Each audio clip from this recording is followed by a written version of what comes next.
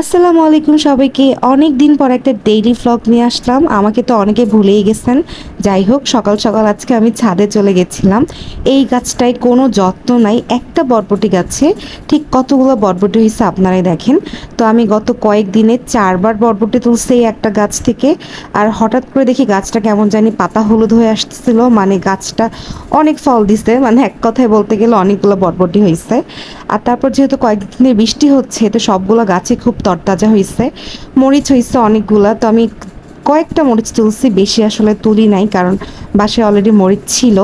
তো মরিচগুলো তুলে নিলাম। আর একটু দেখলাম যে আমি কিছু পুঁই শাকের ডাঁটা লাগাইছিলাম, মানে রান্না করার পরে যে পুঁই শাকের ডাঁটা থাকে সেগুলো রাখছিলাম। তো সেগুলো আবার হয়ে গেছে, একটা ভালো পরিমাণে পুঁই শাক হয়েছে। পাখির জন্য প্রতিদিন পাতা তুলে নিয়ে যাই, তো আজকে খাওয়ার জন্য কিছু পাতা তুলে নিলাম।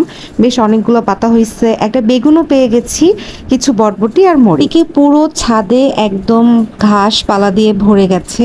যেহেতু অনেক বৃষ্টি হয়েছে কয়দিন, তো গাছগুলোর অবস্থাও ভালো। বাট মাঝখানে আবার 2 দিন ধরে বৃষ্টি নাই। তো আকাশে আবার আজকে মেঘ। তো দেখলাম যে গাছগুলো অবস্থা আবার খারাপ হয়ে যাচ্ছে, বৃষ্টি হলে একটু স্বস্তি পাবে। আর এই একটা আমার গাছ, এটাকে যে বলে ড্রাগন গাছ, কোনো যত্ন নাই, তারপরও 4টা ফুল আসছে। আর এই যে পুঁই শাক তুলে নিয়ে আসলাম, আজকে রান্না হবে এই পুঁই শাক, অনেক মজার একটা রান্না হবে। আর তারপর আমি ব্রেকফাস্ট করতেছিলাম, যেহেতু আমি সকালে খাই নাই। তো আজকে আমি সকালে খাচ্ছিলাম পান্তা ভাত, আমার অনেক পছন্দের একটা খাবার। আমার মতো কে কে পান্তা পছন্দ করো আমাকে একটু বলে যেও, যে তোমরাও আসলে আমার মতো পান্তা পছন্দ করো। মরিচ, পেঁয়াজ, তেল, লবণ আর একটা ডিম ভাজি নিয়েছিলাম। বেশ মজা করে খেয়ে আমি দুপুরে রান্না করতে শুরু করে দিয়েছি। আর আজকে রান্না করব চিংড়ি মাছ, আলু, মিষ্টি কুমড়ো আর হচ্ছে আমার ছাদ থেকে তুলে আনা পুঁই শাক। এই তরকারিটাতে এত মজা হয়েছিল, আমি যখন খাইছি, ট্রাস্ট মি, আমি আজ কয়েকদিন থেকে তো কোনো তরকারি খেতে পারি না, বাট এটা আমার এত ভালো লাগছে, আমি একদম পেট ভরে ভাত খাইছি। এই রেসিপিটা আমি খুব তাড়াতাড়ি দিয়ে দিব। রান্না শেষ না করতে দেখলাম যে ভালোই একটা বাতাস উঠছে, মানে বৃষ্টি আসার ঠিক আগ মুহূর্তে। আকাশে প্রচুর মেঘ ছিল, তো ভাবলাম যে একটু বৃষ্টিতে ভিজে আমি তারপর দুপুরে লাঞ্চ করে নিব। আর তারপর তোমাদের ভাইয়া অফিস থেকে চলে এসেছিল, তো ওর সাথে বসে আমি লাঞ্চ করতেছিলাম। আর বললাম না, এই তরকারিটা দিয়ে আমি জাস্ট কতগুলো ভাত খেয়েছি তা বলার বাইরে। আমার খুবই ভালো লাগছে এই তরকারিটা।